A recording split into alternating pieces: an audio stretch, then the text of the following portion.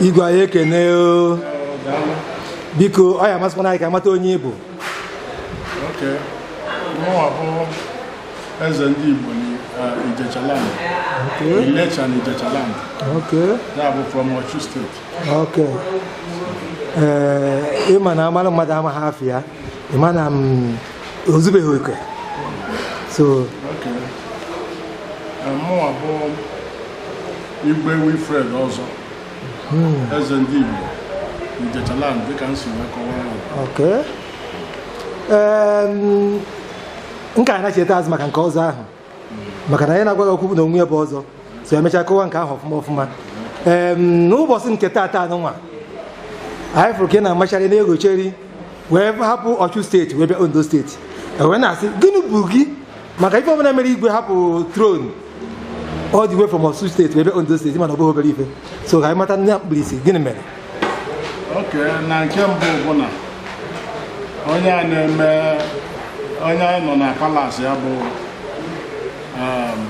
eze Gregory Imerike. Ọ bụ ọgọ nwoke ka ọ bụ agbata obi ya nwa bụ onye ụkpọ mụnwa bụ onye Osun bụrụ onye otu m na mitin ndị eze n'ụzọ ije. So na ezigbote enyi nwoke ka ọ bụ anyị niile na-erikọ. So abịara ka m nọrịkwara ya maka na asị na agbata obi onye bụ nwanne ya. So onye ka m ji wee bịakwa n'ụbọchị nke taa. Dịka onye bịara ịbịa nọrịrị nwanne ya, kedu ekpere ị na-ekpe n'isi nwanne gị na ọyịghị nwoke ya bụ eze Igbo Ondo? Ekpere m na-ekpe bụ na ibu ebinyere ya ọzọ na onye ọbụla ga-ekpube ha n'okpu eze anyị ma na ọ bụ nsogbu. Nke ọbụla okwu siri bịa mgbe ọbụla ana m asị na ibu ebinyere ya bụ ndị akụ ya na Ondo niile na ọ ga-achịgide eze achịka nka. Amen. Chia 120 years. Amen. Because na nke a ekwuru na ọ bụ 70 years na Bible bụ agba ọfụ. Ije na agba ochie bụ Old Testament. Ihe edere bụ 120. Na Genesis ngwa wakado. Yes, imecha ha na 120 ahụ. Ọ bụzie na ya na-ayọzi ihe ọzọ Chukwu nwezi ike gbakọta ya azụ.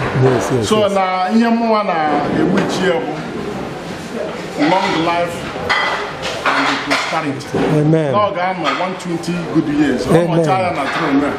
Ọsịzịkwa na ya ga-amacha ọzọ akpọọ m onye anya ukwu. Yes. So etu a ga nsi egbu ichie. Amen. Ka ikpere ka o yere n'aha Jizọs. Deme o, Igwe anyị ekene gị. Deme o. Nna ya n'ụwa ekene gị. Biko ọ ya amasịkwana anyị ka eziokwu na-akpọgo n'ogwu mana ya ejiriri ọnụ gị kọwaa onwe gị ọfụma for record purposes, sir.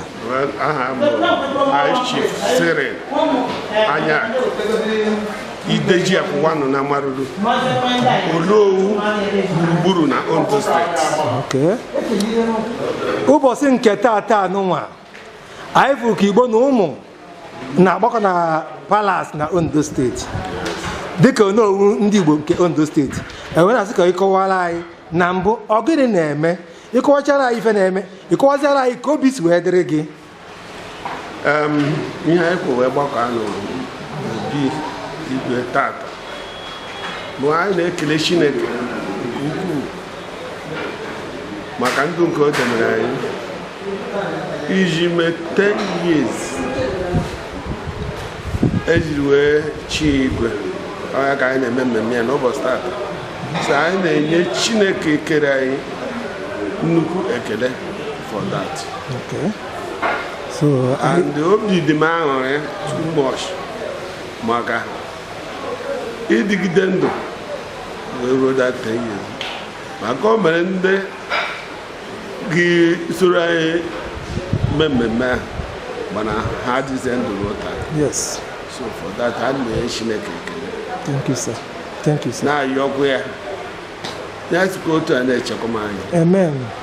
Ya nyekwa anyị amara nke iji nwanne anyị mee ihe ka anyị nwee ike ịgbaghara ya. Amen. Ya nye anyị udo na Ondo steeti. Amen. Nyekwa anyị ọganihu. Amen. Mekwa ka anyị zụ ụmụ anyị na-eto egwu nke Chineke. Amen. Ọ bụ ihe ndị aka nna ya ka o mezuoro anyị site n'ọkpara ya Jizọs Kraịst eze n'ụlọ anyị. Amen. Nna ya n'owu. Dị emesa o. Please come and see me now. Why the chairman and the vice chairman have taken their seats? Please permit me to recognize some of the Igwes that are present here. Ladies and gentlemen, from Anambra State. How would the 20th anniversary? His Royal Highness Ondo State. That's on the anniversary. I hope to go to last week. Today we will the final day. So, when you went up on a grabber, some of people came with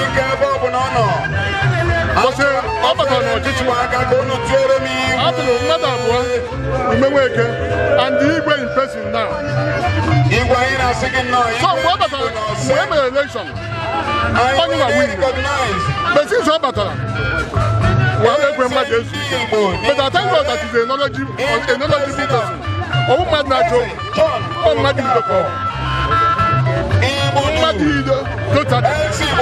But you don't know why I got the canny. I am but God don't know what but you know where I come here. It's not a squad. Even in that plan, I'll get you off from a group of people. They get that together. Rejoicements are you when you know all right. I will not recognize another state.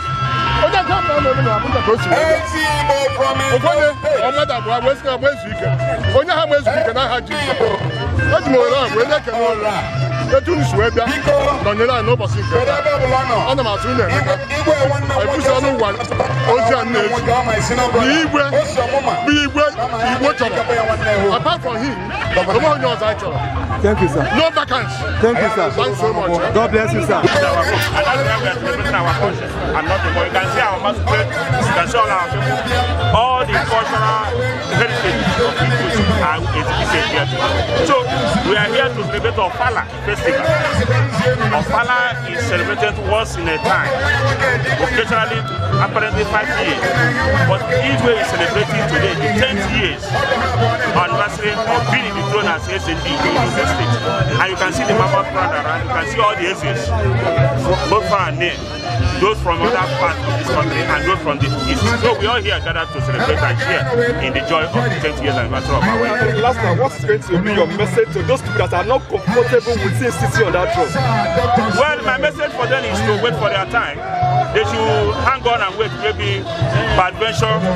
By the time it might have been 100 years and above. If they are still alive, they can come and fly again. But for now, there's no vacancy. The man is dead. Thank you. Your name was again, sir? My name is Chief Sir Barrister, not Chief SND, but the President and SND for Ondo State. Thanks, Uncle. Very grateful. Thank you very much, sir. Is the ballet of the Yorubas.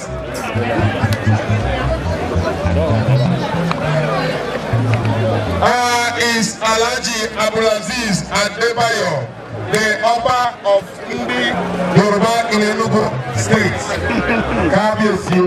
God bless you. You're highly welcome. Yes, sir. Let's have your full name on tape, sir. Okay, let NTA come so that I'll give you one time. How you doing? Yes, your full name, sir. Okay, I'm His Royal Highness Sarki Abubakar Sabo II, Sarki Hausawa Enugu State, and National Vice Chairman, the Tribal Traditional Leaders Association of Nigeria. Yes, today we are here to felicitate with Igwe Ilohika. What is your prayer for him now that he's celebrating 10th anniversary and a good message? Yes, my prayer for him is that of long life, more wisdom. Almighty Allah should keep him so that he will continue his good work of uniting the non-indigenous, especially the Igbos in Ondo State. As you can see, he's a man of unity. That is why he extended his invitation to people like me. I came all the way from Enugu State to rejoice with him, to help him thank Allah subhanahu wa ta'ala. And not only that, Sir Gregory is not only as a Yoruba on the state, he's also a board of trustee chairman, a member of Intertribal Traditional Leaders Association of Nigeria. So I'm here in my capacity as the National Vice Chairman and also representing the National Chairman, SNDIGO of Kano State, who has earlier sent his regret of not being here today. So it's my wish and prayer that you have a blissful and successful Ofala of 10 years ago. So what would be your advice to Nigerians of a different culture and background? Yes, my advice is always of using that diversity as a strong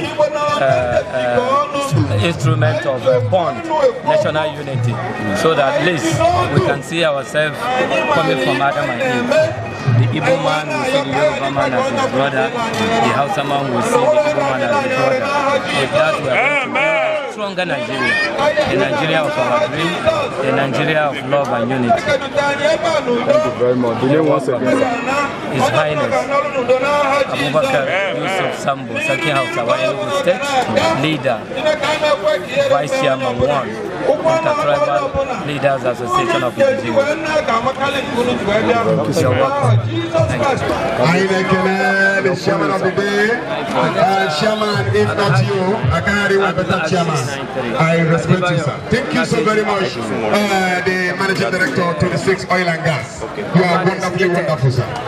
Because quickly, I actually take the cut of the wedding cake, after which we will go full into presentation of gifts, that is paying homage to Igbo. Biko Ugweze, Biko Ena Yoke Ibia Eba Keke no Kake, Ugweze Biko ya having us in there. Very simple. Biko Ayena Yo Igbo Uruburu, Igbo Chikireze Biko Kikunie, Biko Kebe Wine Keke and where you live is where you belong. That's where you do everything. So God, in His infinite mercy, has created us, and He knew where we are going to live. God has said that He will dwell in Akure Yoruba land. As I myself dwelling in Igbo land, all years permit me to quickly, before the way comes to the cake stand, permit me to quickly recognize the chairman of the long time of which some people are saying that this is not Chief Engineer Godwin Akuba. Well, I think we need understanding. We need understanding. There's a Grigori that we are celebrating today. I think if you ask him, he will say no, he has found a place. So also, myself, I am living in Igbo land. I don't think I have any friend other part of Nigeria than Igbo land. So I find it as my own place. So wherever one lives or finds himself in this Nigeria, provided he abide with the law and guidance of the place, that should be his place.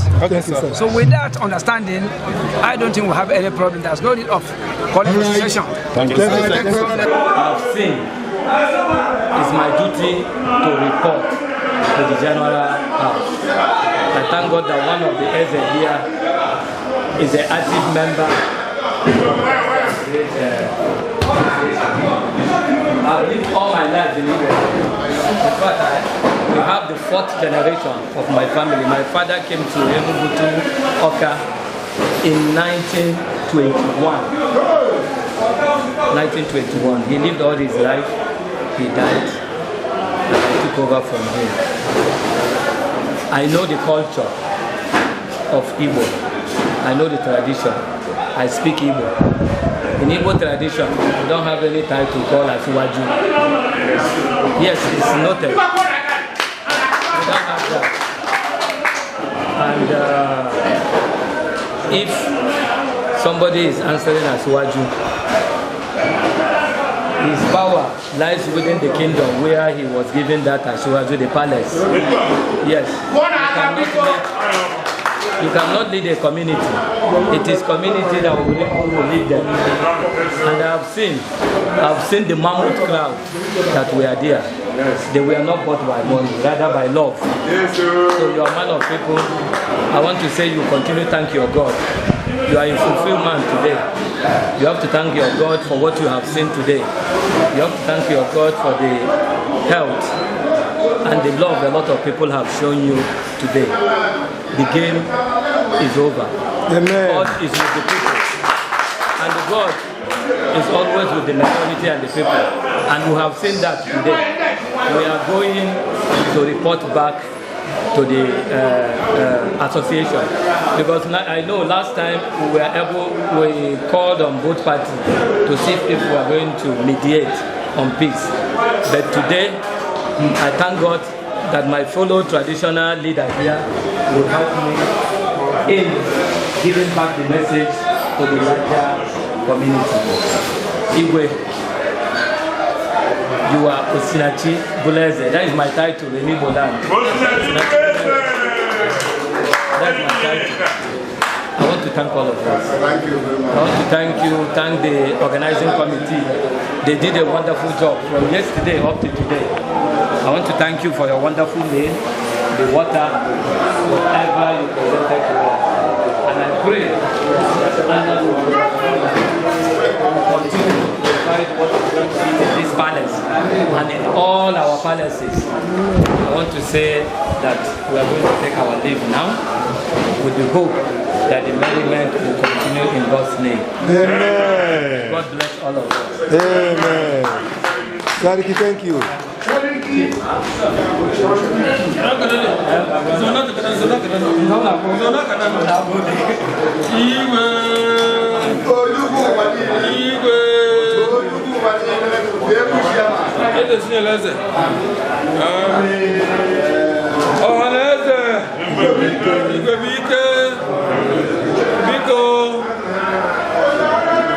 On behalf of our Igwe Eze Buruburu and Igwe from Akoko, Igwe from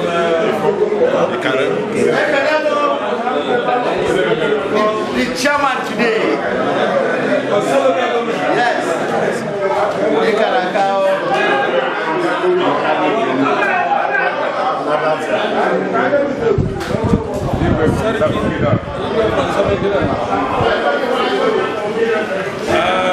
Wallahi kai mutum kirkiri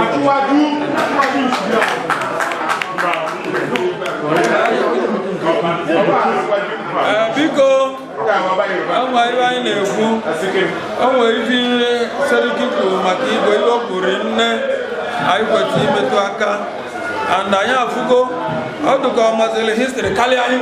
You see, you know history more than so many people. And we want to thank you immensely for all that you have been able to. It shows that you even investigated more than every one of us to even arrive at this very conclusion. We thank you so much. That's nothing like Asiwaju. Yeah, no, we don't have it. Something like that. He says it, boy. Yes, and why you able to establish in the East, as I said, you are Mutu Kriki. What is Mutu Kriki? Very good person. Yeah, where's the man? You go colony.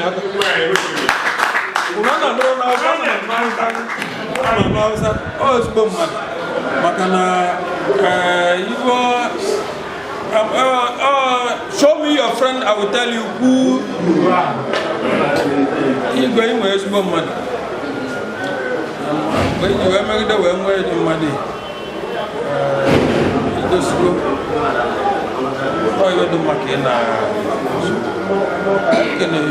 You thank God for your life and for all you're able to achieve in the East. God will continue to bless you. Amen. And I was giving you one about my friend from Oka, in Oka. Whenever I get to my village, it's one that I handle everything about. We have already said it all. There is need for us to unite in this country. If everybody, what did I tell you? If everybody will be behaving like you, Nigeria will be a better place.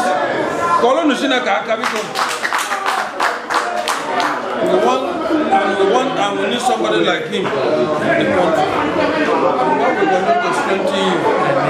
And those people from the north, from the east, from the west will be learning from you. So that we will have a Nigeria that is a very good place for everybody. Thank you so much for coming. Thank you. And we will reciprocate. Anytime you are doing something, I know Igwe will call us. We are going to reciprocate. Thank you so much. On behalf of Igwe, and all the Igwe present, all the chiefs know. I want to thank you immensely for coming. All the people are not also to thanking you so much for coming.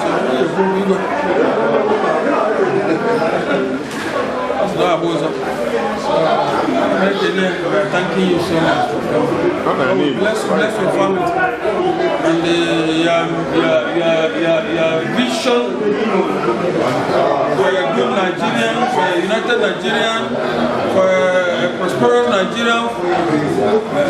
God will grant it to you. Thank you very much. Thank you.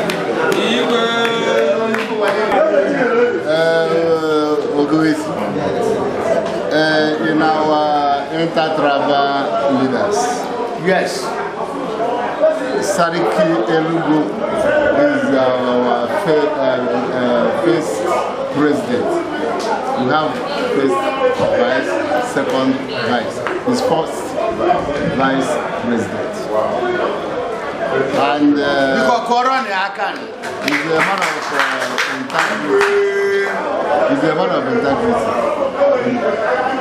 Among all of us, I choose Sariki Elugu as my best friend. He's very humble,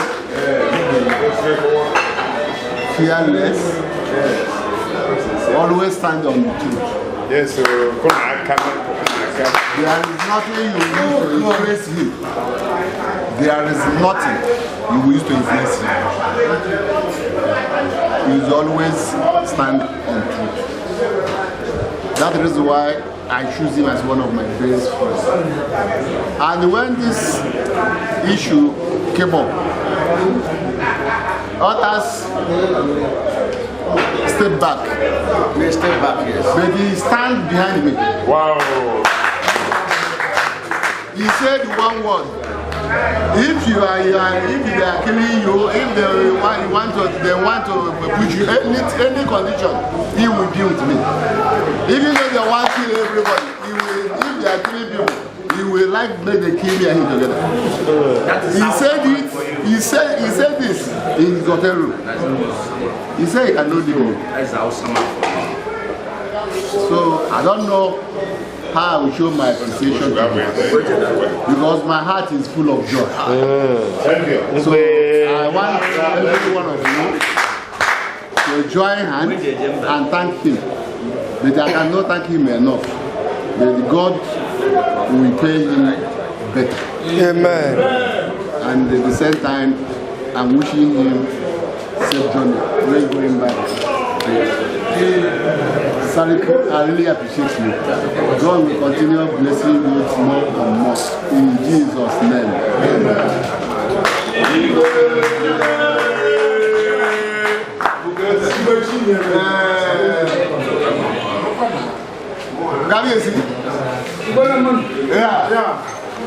Igbo man. Yeah.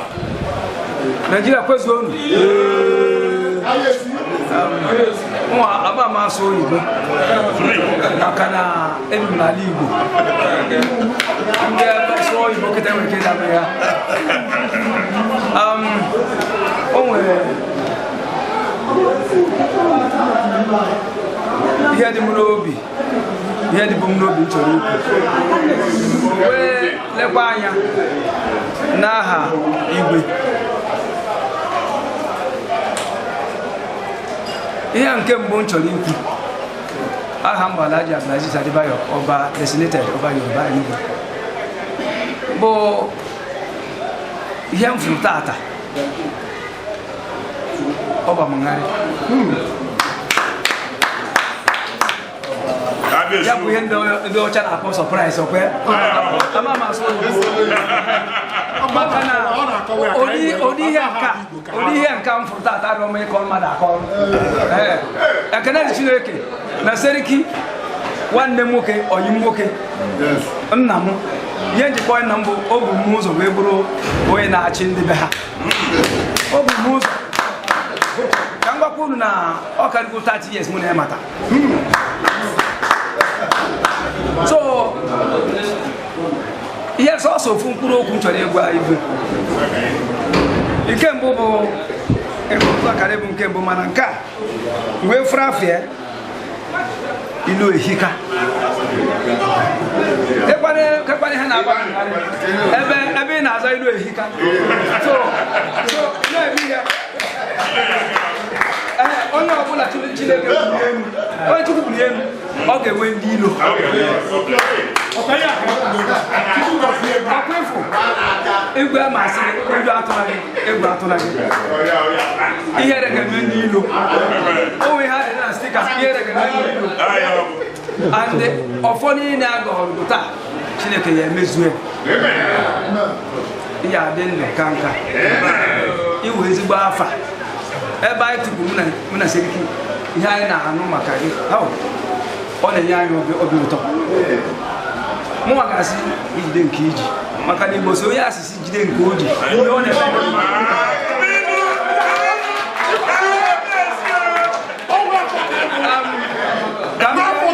ka m bịakwa okwu maka Seriki mmanụ sị ka m kọwara gị maka Seriki ọfụma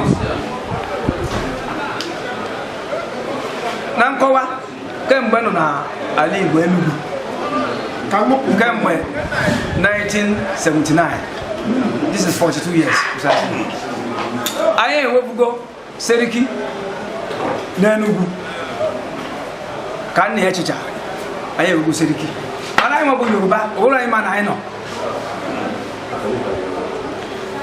mgbe nna ya nọ ana m agara palace na-eji ekene nna ya o wee bụ mgbe onye ọzọ bata wee nọgide arọ niile ọ nọ onwere onye ma na Yoruba nọ gọọmenti kpọọ ha kpọọ ndị Muslim ma ndị mbịambịa onwere na-ama na Yoruba ahụ anyị na obodo ya isi n'azụ n'enyo onwe na-ama na anyị nọ mana kemgbe Seriki Alhaji Yusuf Abubakar Sambu second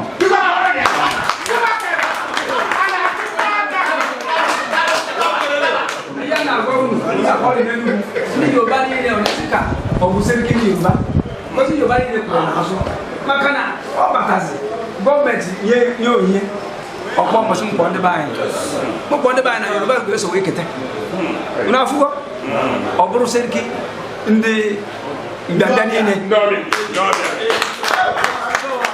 ya dị na gị surprise na-efure n'obi gị so o wee sị m na Alhaji Adebayo na kabesi na a ga-achọ ka mụ na-esoro ọ gwabugo m na ọbụna nke a na-efe n'elu ọ dabara anyị ncha aga eji moto na nke anyị na-eji moto eje na mụ na ga-akwụ eje Akure si na nsogbu adịrọ na anyị ga-eje Chineke mee ebere anyị bute ebe a n'udo na-ewere ihe mmekpa arụ ọbụla anyị na-ekene chi mụ asokwu na-ekene Chineke n'obi ebere onwe n'ebe ị nọ a sị na ogidigidi bụ eze na-anụ na-anụ wee na-akpa gadịgadị na ala ke mmadụ ọ ga-afụ ebe mmadụ niile nọ ebe ị nọ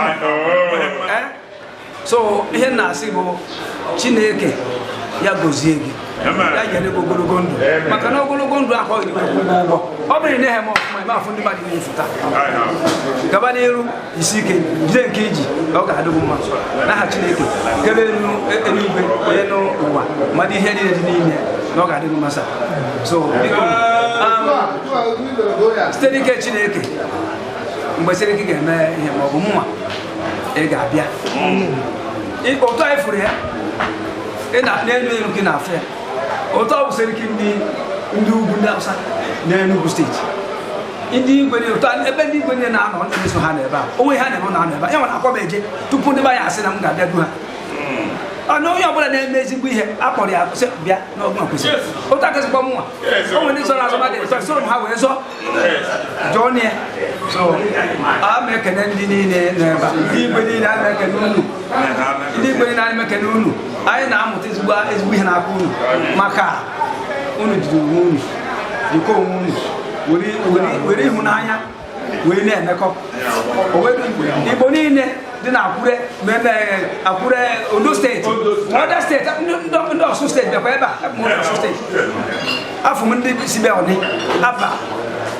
godo ihe i nyere ha a ga-eji wee mee n'ọfụ ọ maka omume gị ma ịhụnanya Chineke nwere ebe ị nọ ekene m unu nwanne ekene gị biko ya masịkwana anyị ka ife adị na-eme n'ụbọchị nke tata maka kemgbe ụtụtụ ịgbago ịgbada agbada anyị na-asị gịnị ka ị nwere ike ịgwa Chineke na ife ọma o mere anyị n'ụbọchị nke tata nke izizi ama ha Chief Peter Obi ọkwa na-represent ndị Enugu na kabinet Igwe well ana m ekene Chineke n'ihe ọma niile o mere anyị ekwensu gbara mgba mana azụ na onye ọbụla ji Chineke hiwe isi na ihe a na-adịrị agaghị ọfụma ekwensu gbara mgba mana ihe na-egara ọfụma ihe na-eme nsọpụrụ Chineke na-enye igwe n'aha Thank you, my brother.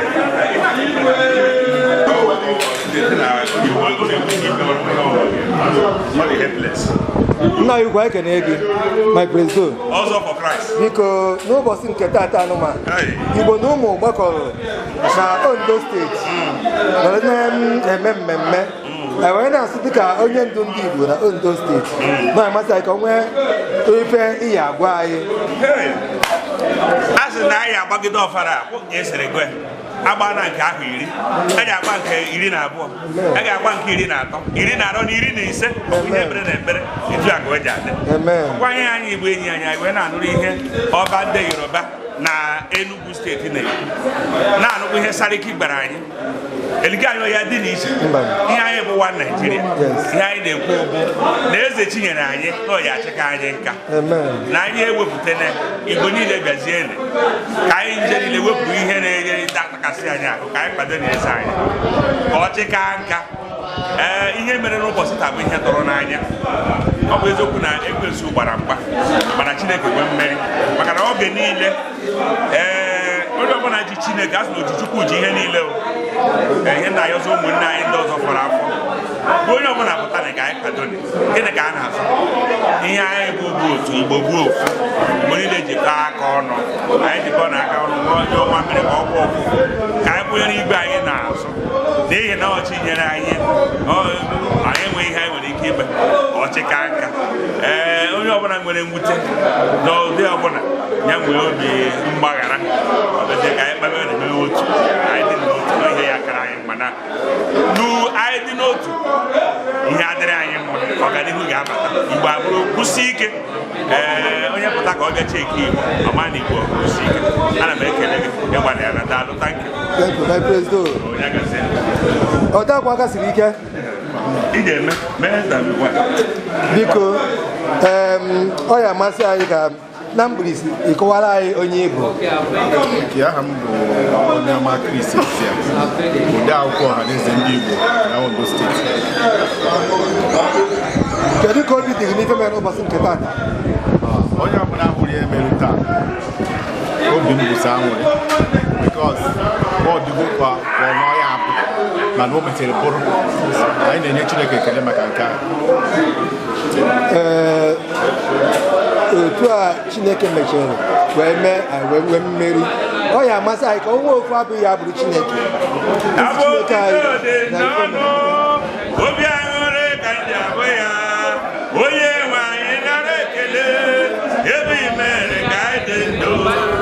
Abụ otito dị anyị n'ọdụ, obi aṅụrị ka ji abụ ya, onye nwe anyị nara ekele.